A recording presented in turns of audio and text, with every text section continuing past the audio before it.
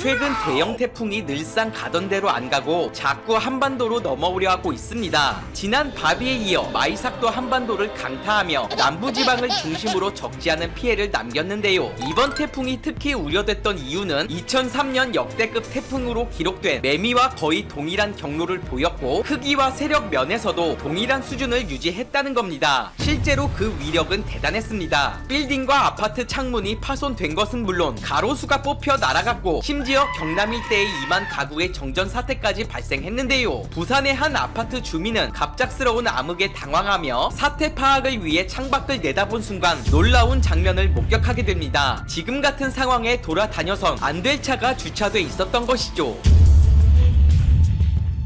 태풍 마이삭에 대해 전문가들이 유독 긴장한 이유는 단순히 한반도를 관통한다는 예상 경로만이 아니었습니다. 시기상으로도 발생 지점으로 봐도 역대 최악에 가까웠기 때문인데요. 바비는 대만 앞쪽 바다에서 발생했지만 마이삭의 경우 그보다 더 남쪽인 적도 근처에서 발생했습니다. 태풍은 따뜻한 바다로부터 에너지를 얻는다는 원리로 볼 때 더 강력하게 발달할 시간적 여유를 확보한 것이죠. 예상대로 마이삭은 중심기압 935헥토파스칼, 반경 380km까지 확장돼 한반도 전체를 뒤덮고도 남을 엄청난 규모로 성장하게 됩니다. 제주도에 거주하는 한 네티즌은 태풍의 위력을 체감하자마자 다급히 SNS에 글을 남겼습니다. 바비보다 훨씬 강하다. 전에 무사히 지나갔다고 만만히 봤다간 큰일 나게 생겼다. 마이삭은 진짜다. 바비는 아무것도 아니었다. 바비는 예고편, 마이삭은 본편. 태풍으로 일찍 퇴근 중인데 오면서 집채만한 파도를 보고 덜컥 겁이 났다. 모두 무사했으면 좋겠다. 등등 사실상 경고나 다름없는 반응이었는데요. 결국 일이 터지고 말았습니다. 부산에 상륙한 마이삭은 그야말로 자비 없는 파괴력을 보여주며 경남 지역 전체를 쑥대밭으로 만들 기세였는데 위력이 너무나 강력했던 나머지 고리 원자로 4기가 차례대로 가동 중단이 되기도 했습니다. 원자로 자체엔 이상이 없었지만 변압기 등 각종 장치에 문제가 생기는 바람에 새벽 시간 부산 지역 일대 4만 4천여 가구엔 마치 EMP 폭탄이 터진 것처럼 정전 사태가 일어나고 말았는데요. 이에 각종 온라인 게시판에는 상황의 심각성을 알릴 목적으로 각종 짤방들이 공유되기 시작했습니다. 처음엔 대부분 정전 사태와 침수 상황을 알리는 게시물이 인기를 끌며 그쪽으로 화제가 모아졌습니다. 그런데 중간에 이상한 사진이 하나 올라오자 뜬 눈으로 밤을 지새우던 모든 네티즌들이 순간 경악하기에 이릅니다. 실시간 부산 쿠팡 근황이라는 제목의 이 게시글엔 태풍 속에 쿠팡 화물차가 한 대 서 있는 모습이 담겨 있었는데요. 주차 라인에 서 있던 것도 아니었고 헤드라이트가 켜져 있는 걸 보면 배송 업무 중이 분명해 보였습니다. 사진이 찍힌 시간은 이제 막 태풍이 부산을 지나고 있던 새벽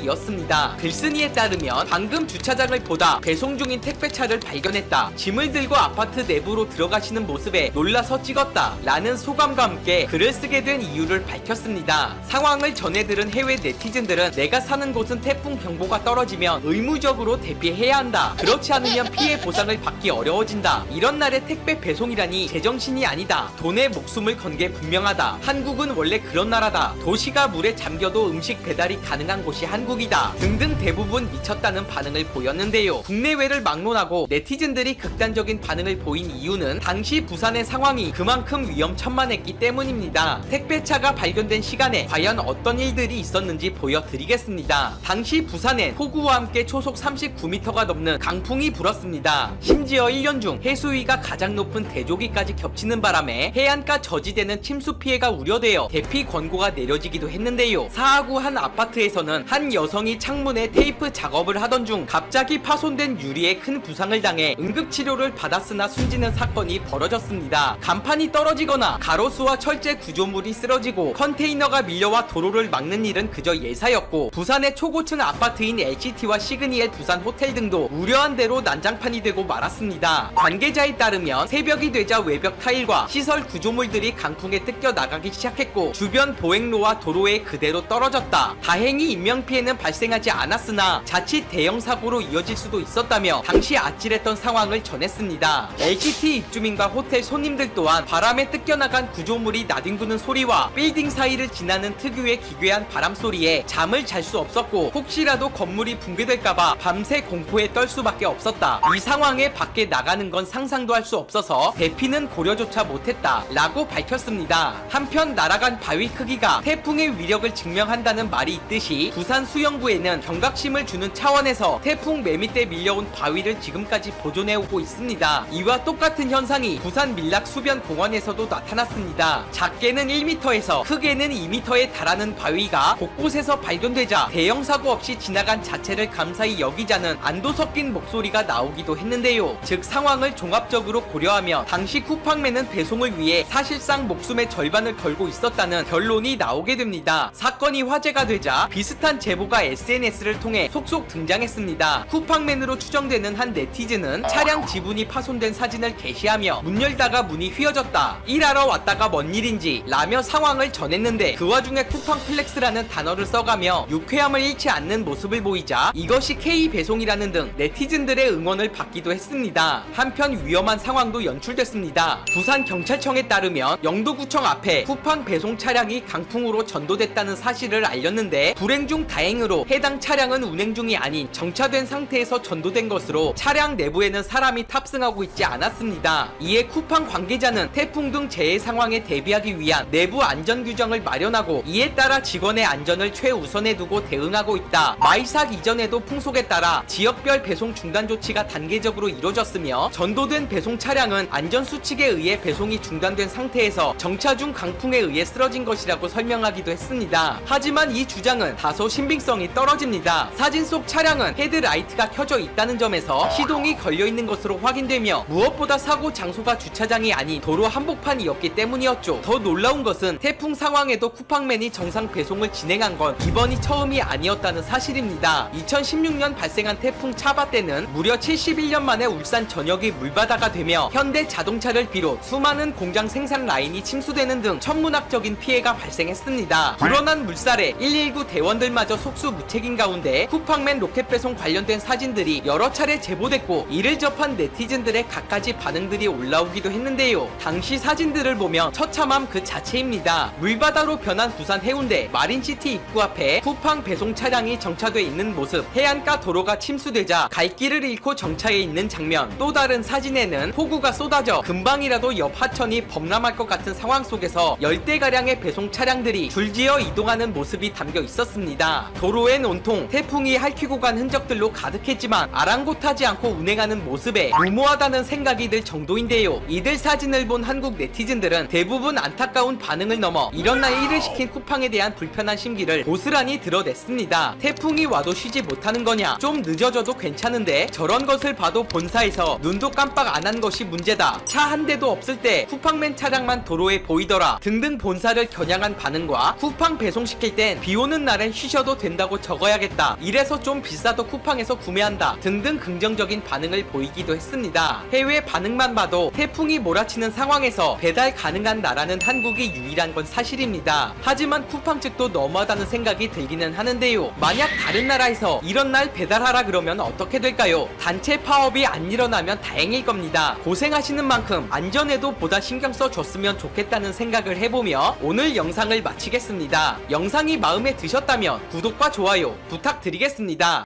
우한 코로나 사태가 여전히 진화되지 않고 있다. 미국은 물론 영국, 프랑스, 독일, 이탈리아, 스페인, 일본 등이 우한 코로나 사태로 위기를 겪고 있다. 이런 가운데 한국은 여유만만해 보인다. 정부는 한국을 우한 코로나 방역의 세계적 모범이라고 자화자찬 중이다. 과연 그럴까? 지금도 세계 각국에서는 한국을 좀 배우자는 말이 나온다. 특히 방역 매뉴얼과 사회적 거리두기, 마스크 착용, 생필품 사재기 문제에 있어서는 한국을 모범으로 삼는다. 오죽하면 트럼프 미국 대통령마저도 한국을 칭찬했을까? 세계가 칭찬하는 한국 모델은 문재인 정부나 이를 칭송하는 세력과는 무관하다. 우한 코로나가 처음 대구, 경북에서 급속히 확산될 때 특별한 대가도 없이 목숨을 걸고 뛰어든 의료인들. 신천지로 인한 집단 감염 때문에 공포에 시달릴 텐데도 생필품 사재기 하나 없이 의연하게 대처한 대구, 경북 시민들. 정치권의 이런저런 말에도 흔들리지 않고 방역의 기초부터 지킨 질병관리본부의 보건 전문가들 그리고 자발적인 사회적 거리두기와 마스크 쓰기를 실천한 한국 국민들이 찬사의 대상이었다. CNN 기자의 드라이빙 스루 선별 진료소 칭찬 보도도 한국 보건당국과 의료계가 힘을 합쳐 유연한 사고로 대응한 데 대한 칭찬이었다. 한국의 방역 매뉴얼 또한 문재인 정부가 만든 것이 아니다. 2003년 노무현 정부가 당시 의료인 출신 보건복지부 장관과 국군의무사령관에게 전권을 위임. 중국발 입국을 차단하고 선제 방역을 실시하면서 사망자가 없었던 때부터 한국 보건당국은 전염병 대응 매뉴얼을 만들었다. 이는 2009년 신종플루 대유행, 2015년 메르스 대유행 때 수정, 보완돼 지금에 이르렀다. 현 정부는 집권 이후 전염병 대응 등 방역에는 무관심했다는 것이 의료계의 지적이다. 3월 하순 외교부를 필두로 청와대와 국내 언론들이 주장하던 세계가 한국 진단키트를 찾는다는 주장 또한 문재인 정부와는 전혀 관계가 없다. 우한 코로나는 알려지다시피 코로나 바이러스의 변종이다. 국내 바이오 업체들은 갈수록 진중, 성향을 띠는 한국 사회의 특성상 사스나 메르스와 같은 코로나 바이러스로 인한 전염병이 향후 발생할 가능성이 높다고 판단. 이를 진단할 수 있는 진단키트와 시약을 개발해왔다. 그러던 차에 지난해 12월 우한 코로나가 발생하고 중국 당국이 원인 불명의 폐렴이라고 주장하자 이에 맞는 진단키트와 시약 개발에 나섰다. 바이러스를 진단하려면 진단키트와 함께 시약과 수송 용기가 필요하다. 코로나 바이러스 진단 시약은 스위스 로슈 제약이 독점적으로 생산하다시피 했다. 그러나 수요가 적어 평소 생산량이 적다 보니 공급이 달렸다. 한국 바이오 업체들은 지난해 말부터 이를 고려한 대체용 시약 개발에 성공했고 생산에 착수한 것이다. 이런 결과로 세계 각국이 한국 바이오 업체가 개발한 진단키트와 시약을 찾은 것이다. 여기에 문재인 정부가 기여한 것은 사실상 없다. 우한 코로나 사태가 벌어진 뒤 보건복지부 등은 우한 코로나 치료제와 백신을 개발하라며 선심 쓰듯 50억 원을 지원하겠다고 밝혔다. 그러나 한국 바이오 업체들은 이미 자사 개발비로 수십억 원을 쓴 상태였다.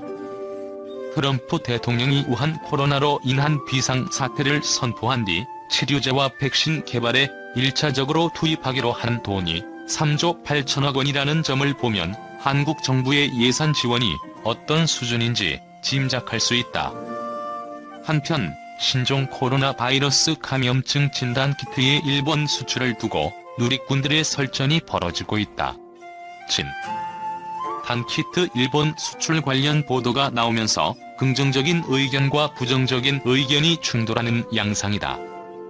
핀테크, LED 제조기업 라이브 파이낸셜은 7일 진단키트 생산업체 솔젠트와 일본 독점 판매권 계약을 맺었다고 밝혔다. 솔젠트가 생산한 진단키트는 라이브 파이낸셜을 통해서만 일본에 수출할 수 있다. 이 같은 소식이 진단키트를 일본으로 수출하기로 결정했다는 내용으로 와전되면서 일본으로의 수출이 적절한지 여부를 두고 논란이 일기 시작했다. 일본은 우리나라에서 일본 제품 불매 운동을 벌였던 점을 언급하며 일본 수출에 부정적인 입장을 드러낸 반면 일본은 코로나19가 전 세계적으로 유행하는 상황인 만큼 그 대상이 일본이더라도 진단키트 수출은 필요하다는 주장을 내세웠다. 일부 누리꾼들은 한국에 진단키트를 요청한 국가가 많아서 일본 말고도 수출할 곳은 널렸는데 왜 굳이 일본에 팔아야 하냐, 문재인 대통령이 수출 승인해주면 실망할 거다. 승인하더라도 다른 나라부터 순서대로 수출하자, 이 시국에 진단키트를 호락호락 그냥 내주냐 등 일본에 수출을 하면 안 된다는 입장을 내보였다. 그러자 또 다른 누리꾼들은 코로나19 사태의 엄중함을 내세우며 수출의 필요성을 강조했다. 의약품 수출을 감정적으로 막을 수 있느냐? 감염병 진원지가 가까이에 있는 것도 우리나라엔 좋지 않다. 코로나는 전염병이라 일본인이 한국에 직접 안 들어온다고 해도 다른 나라에 전염시켜서 그 사람들이 다시 한국에 입국할 수 있기에 진단키트 수출이 필요할 것 같다. 전염병은 얘기가 다르다. 전 세계가 안정돼야 끝난다 등이다. 일각에서는 최근 진단키트명을 독도로 하자는 주장이 제기된 것처럼 수출은 하되 다른 나라보다 비싸게 팔고 제품명은 독도로 하자. 컵표기에 일본어로 독도는 한국 땅이라는 단서 조항을 달았으면 한다. 진단키트 이름을 독도로 해서 팔면 용서해주겠다 등의 조건을 내세우기도 했다. 누리꾼들의 설전과는 달리 특정 국가로의 수출만 제한하는 건 어렵다는 것이 식품의약품안전처의 입장이다. 식약처 관계자는 이날 한국일보 통화에서 긴급 사용 승인된 5개 제품은 생산량이나 수급량 등을 감안해 수출을 결정한다면서도 국가를 지정해 수출 허가를 내주진 않고 허가를 받은 업체는 어느 국가에든 수출할 수 있다고 설명했다. 일본으로의 수출이 결정된 것 또한 아니다. 라이브 파이낸셜 측 관계자 솔젠트에서 생산하는 제품을 라이브 파이낸셜이 일본에 수출할 수 있는 권한을 받은 것일 뿐 판매에 대한 부분은 별도 협의를 거쳐야 진행된다고 밝혔다. 한편 전 세계가 코로나19 확산을 막기 위해 총력을 기울이는 가운데 DHL 글로벌 포워딩 코리아가 4월 3주 동안 브라질, 에콰도르, 인도, 리투아니아, 폴란드, 러시아를 대상으로 약 130만 개 이상의 코로나19 진단키트를 항공 수송했다고 밝혔다. 항공, 해상, 육상 운송 서비스를 제공하는 DHL은 전 세계 곳곳에 있는 LSH 시설 네트워크를 활용해 향후 사우디아라비아에도 여러 번에 걸쳐 진단키트를 수송할 계획이다. 찰스 카우프만 DHL 글로벌 포워딩 북아시아 남태평양 지역 CEO 겸 DHL 글로벌 포워딩 일본 대표는 우리 회사의 경험 많은 LSH 물류 전문가들은 의료용품과 헬스케어 용품을 목적지로 수송하기 위해 밤낮없이 작업 중이다.